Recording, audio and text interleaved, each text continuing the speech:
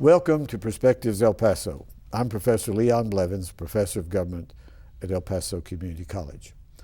If you've been following this show over the years, you've heard me say that sometimes I do dance performances as Santa Claus, as Uncle Sam, as Don Juan de Oñate, and other characters. And my motto is, I'm not good, but I'm fun. In 2004, I got a telephone call, I believe it was December, well I know it was December, from a woman that said she had a home health care service and wanted me to come and do a dance performance for her patients. She said I only have about 5 patients, but said some of them have Alzheimer's and things like that, and could you come and do a party for us? So I go and I do Santa Claus as a party for them. At some point I said to her, you know, I know that some of these patients that you have here don't know that I'm even here. Or they may. We don't know for sure that they know that I'm here. But their relatives who are here for the party, they know I'm here. And we're bringing some joy to them and a chance to have fun and relax in dealing with these crisis situations. A couple of years later, I get a call from a woman and she says, could you do a dance performance, about 20 minutes of a part of a 2-hour show at the Shamazal for end-of-life caregivers, people that work with people such as Alzheimer's and strokes and others that they're terminal. And could you come and perform? And I got a colleague, Carolyn Buchanan, to go with me as my dance partner. And I performed as Dr. William Yandell, a famous doctor of El Paso's past, wore my top hat and tails and so on. And the same thing, that performance and those others that were performing for those 2 hours were helping those caregivers to find relief, respite. And I still have those wonderful memories. Today I'm going to do a show about hospice. I asked my wife to come and be on the show because in recent years we've gone through hospice care situations with her father and Alzheimer's situations with her mother and with our brother-in-law. And joining us today for our conversation is Jim Paul, who is with Hospice El Paso. Jim, glad to have you here today. Thank you, Professor. Thanks for having me here. A very sensitive and touching subject we're going to deal with. And Shanna Blevins, my wife, sometimes at home when we're watching my TV show, she talks to the television set. Now she gets to be on the channel, and when we watch it, I can talk to her about the television set. So Shanna, thanks for being with us. You're welcome. We've been together for almost 56 years. It's wonderful. Now Jim Paul, are you a native El Pasoan? I am. I was born here. Okay. And you went to what schools? In grade school, I was at St. Patrick's, and then went to El Paso High School, and then went to Texas Western, and then furthered my education in Vietnam, and then came back and thought it was more to my benefit to educate myself at UTEP than Vietnam. So that's you bet. That's where I graduated from, UTEP. Okay, and El Paso High is celebrating a big anniversary right now. 100 years. Yes, it's going to be exciting in September. Yeah, I've had some people on the show talking about that particular situation. Okay. Great. Well, I wasn't there when they started it. Yeah. Oh, no, you're not there. My mother went there, though. Really? Mm-hmm. Well, you really are native. Now, Shanna, tell us about your connection to El Paso. Well, I went to Scarcity Grade School, and then I went through my junior year at Esleda High School. And then my dad was with El Paso Natural Gas, and we moved to Odessa, and I finished school there, and then went on to Wayland Baptist College. Ended up at, I went some at UTEP, but every time I started UTEP, I had a baby, so I decided, no, I'm not going to do this anymore. And so I finally graduated from West Texas State. Okay, so she followed where I was getting jobs to teach, Oh, and we okay. ended up coming back here. Helps, right? Yeah, and we came back here in 1972, me teaching here and Shanna teaching with the El Paso School District, working with deaf children. Oh, wonderful. And a long career in that particular field. Now, I have seen you in the past at senior expos and grandparents' days with your group set up and other hospice organizations set up. And then, of course, I followed a bit of your career with a baseball team. You want to tell us a little bit about that? How did you get into baseball? Well, it was really kind of a fluky thing. I was working at Southwestern University in Lafayette, Louisiana, Southwest Louisiana, not Southwestern, but Southwest Louisiana, and really enjoyed it. I enjoyed Lafayette, Louisiana. I enjoyed the Cajun people. They reminded me so much of our Mexican culture here. and they're just as outward going and as friendly and as happy bunch of people as you'll ever run into. But at the same time, the NCAA put us on probation for some problems that the basketball team had, or the coaches. So I came out here to go to my brother's wedding, and a couple of friends of mine said, we'd like you to come back to El Paso and run the baseball team, which was known as the Sun Kings at the time. Right. I really didn't want to do that, but thought I could leverage that at the university, because they had eliminated the president resigned, the vice president resigned, the athletic director resigned, a couple of other people, and they got rid of the whole. They put the basketball program. They gave it the death penalty. Well, I bluffed the incoming president, trying to make him see that I would be a great athletic director. Okay. And he couldn't make that decision at the end, so I told him I'd come back to El Paso and run the baseball team. Oh, okay. And then later I bought the team the following year for $1,000, which is all the money I had in my whole life. So that ride, most of the people of El Paso kind of have an idea that how we started at Dudley Field and progressed to Cohen Stadium. But after 25 years, I sold the baseball club and ended up being athletic director at New Mexico State, which is something I really wanted to do, and they needed help at the time. Okay.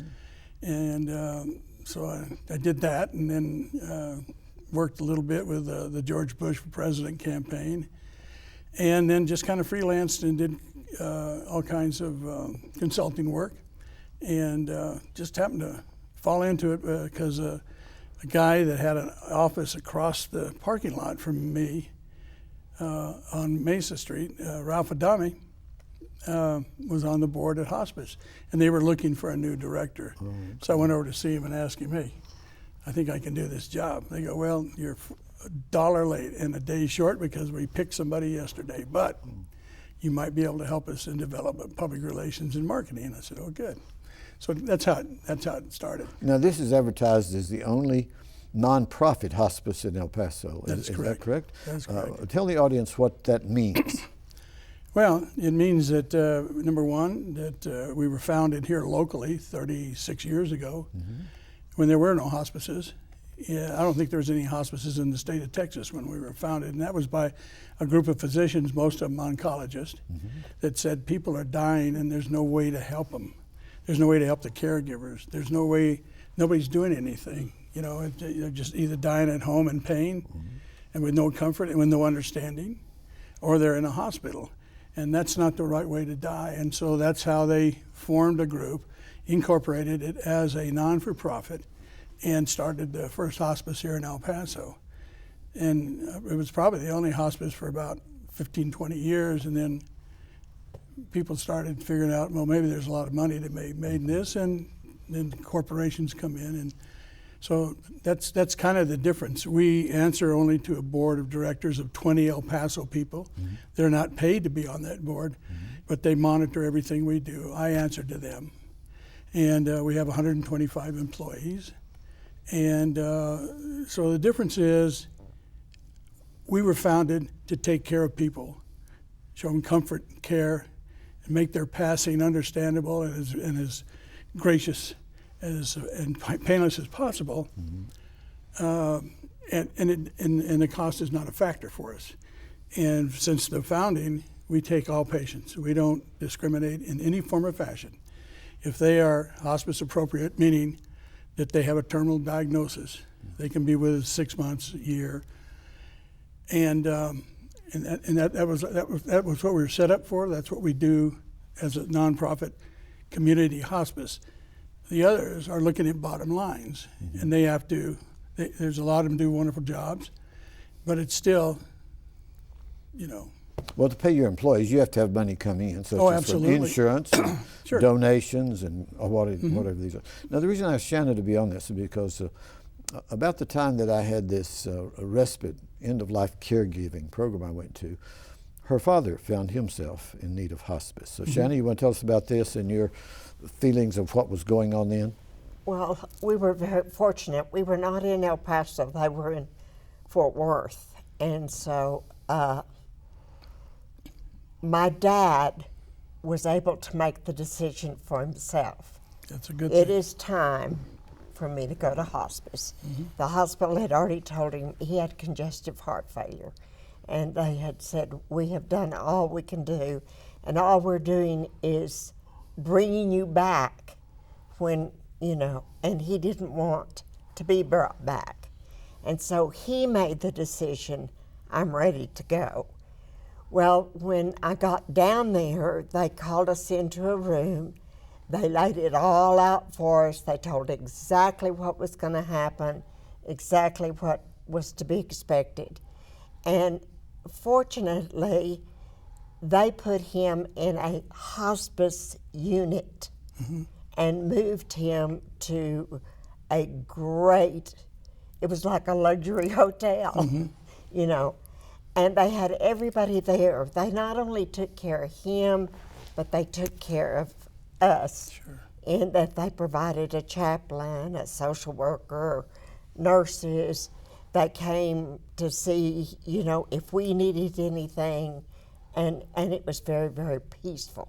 So it was a wonderful, wonderful experience. I've already said, can you transfer me back when Sure. Can you take me back there, please? Of course, we heard from others that they didn't have such a pleasant experience with hospice. Really? Yeah, but most of them we've heard from that it was very helpful. Well, we're running about a 92% high satisfaction rate. Oh, yeah. That's great. We, when you talk about hospice and all the benefits that go with it, you'll also find that about half the work we do is with the living, the caregivers, the family, those that are going to remain behind. And what they did with you is they taught you, they educate you on what's going to happen. What is hospice? What does it do? And what are the signs and the signals that you will see in your father in his passing? There are stages that about 85% of us are going to go through before death. But the more educated you are about it, the more comfortable you are. It's the unknown that scares you. But having the working knowledge that they gave you and him, then everybody knew what we were doing. And the wonderful thing I like to talk about in regard to our wonderful nurses that visit the homes every day is if we take somebody brand new and we'll say, let me have your hand. I've gone down this road many a time, and I know what we're going through, and I'm going to take you, and we're going to go all the way to the end. I'm going to be right there with you. That's reassuring for the patient. And then the family buys into it. Now, not all family dynamics are always as comfortable as yours. And the counselors are sensitive to that. I was in a case one time here in El Paso of an AIDS patient that was dying, a young man, and I knew when it was time for me to step out and just the parents be there with him and say goodbye. And most of your people are trained to deal with that, whether they want them there still or whether it's time for them to step out. Well, we had then a not so good experience with my mother, but I always thought that my mother was in a nursing home and she couldn't make that decision for herself. So that put an added pressure, I think, on my sister and I to have to come to that decision by ourselves. And on that situation, I don't think we were told as much as I had been. In other words, the nursing home used their own hospice, and they didn't tell me that I could have had my mother in the same place my dad was. The other thing that happened with her is they started the hospice, and this really kind of bothered me in the fact that they left my mom in the room where she'd been, and she was in a room with a lady who had MS. And the lady was smart as a whip and sweet as she could be, and I almost felt like it was so much pressure on her to have us in there with her. And so that kind of bothered me. And then the fact that they ceased medication before they had the other medication to start my mother. So my mother suffered a full 8 hours before they got it. So it was just a whole different, and what they didn't know is I had called before and asked them, if I had to use the nursing home's hospice. And the lady at the other hospice told me, no, I did not. That's right. That I had the choice to make. And so I had the phone number in my pocket, ready to make that decision when my mother passed. Jim, let me ask you some success stories with your people that work with you. Mm-hmm. They're changed by these experiences they're working with when they come to you. They come out of standard nursing and then they become specialized hospice nurses. Tell us about that. Well, most of the nurses we have are, first of all, they need to have 2 or 3 years nursing experience before we'll take them on. And then they shadow and work with our team leaders and our, the head of nursing for the hospice. And so it's a learning process that they go through, and it's about a good 6 or 7 weeks before we even let them handle a patient on their own. Okay. And the thing that's so important is that, to me, in regard to a nurse that we have anyway, is that there are other jobs that nurses can find in El Paso County. They're in demand, and it takes a special human being to want to do what they do as hospice nurses. And I tell people, especially about our inpatient that we have, we're the only ones with an inpatient also, that if you don't think there are angels walking around this earth, then come on over to Hospice El Paso. We put them in scrubs so you don't see their wings. But it takes a special person to do what they do, and they give of themselves, which really is hard on them, tough on them, because they get attached, and then the person passes, and then they're very sad, and there's a period there where it's really tough on them.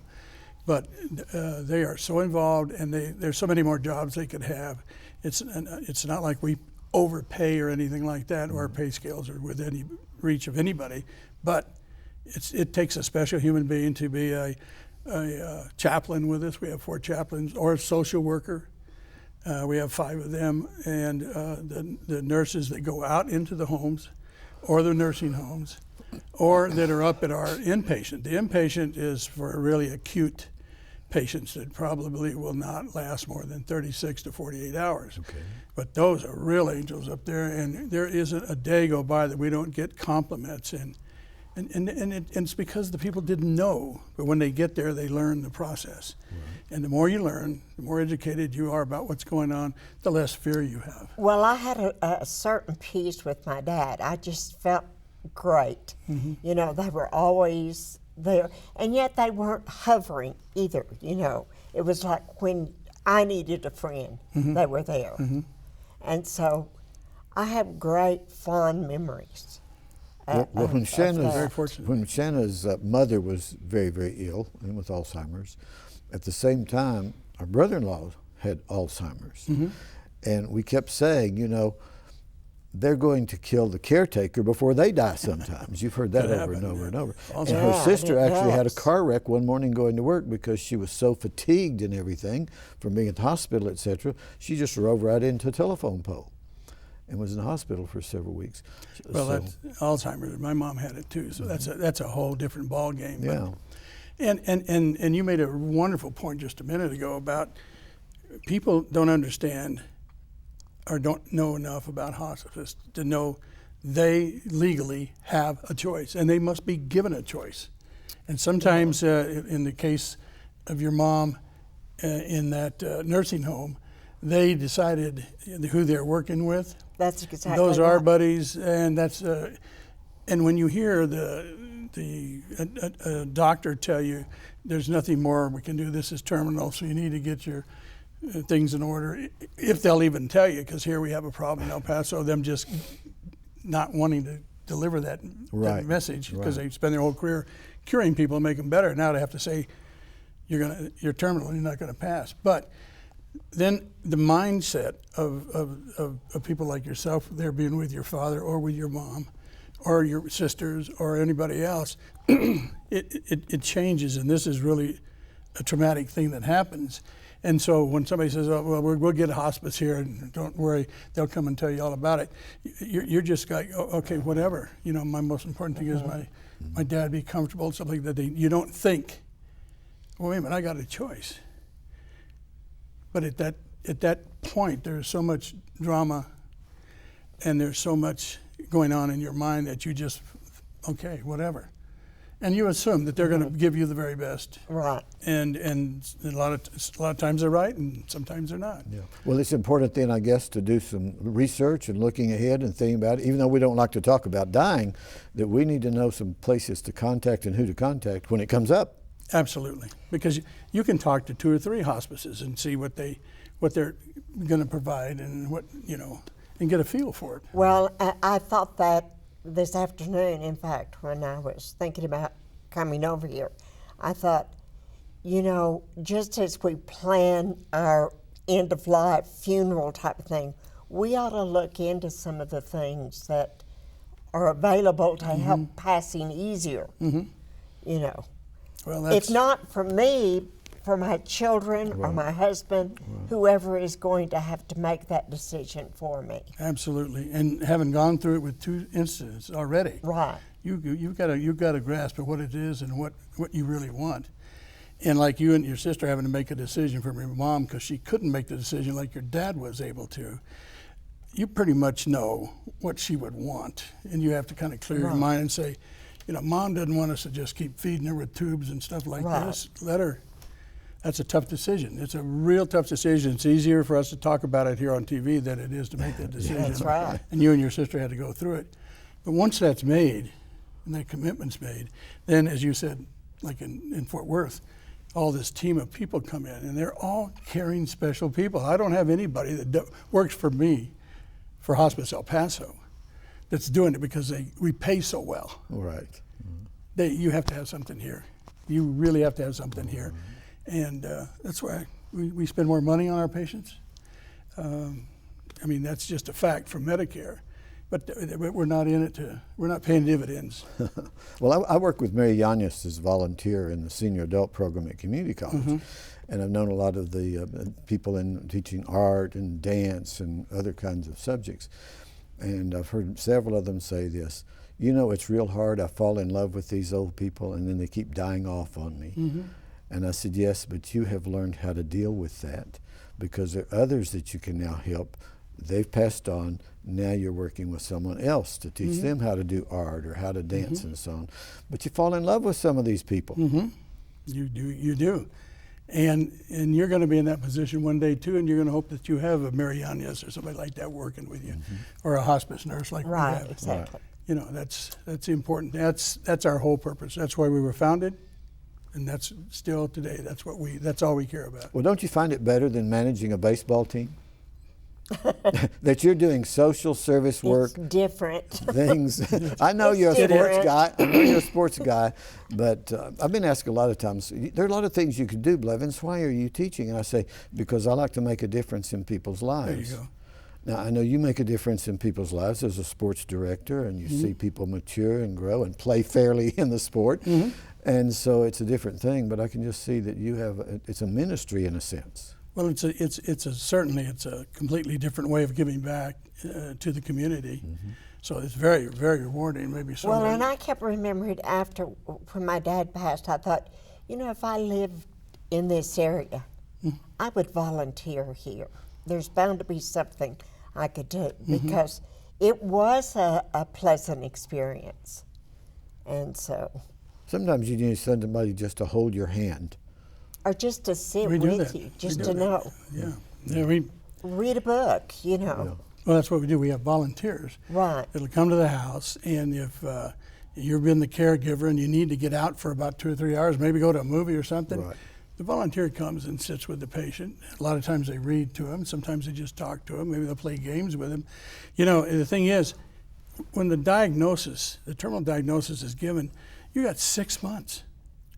The biggest complaint that hospice gets is, if I only knew what you all do, I would have got you on board time much, much sooner.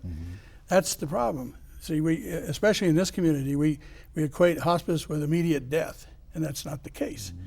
It's 6 months, and that can be extended 3 months at a time Yeah, by it's just a indeterminate. face-to-face. You don't meeting. know. No, you don't know. No. Would you like to give a telephone number? You're talking about volunteers. Do you have a number you'd Oh, like yeah, to put up? Okay, certainly. give us that. It's a 532-5699. So say it again so we get it right. 532-5699.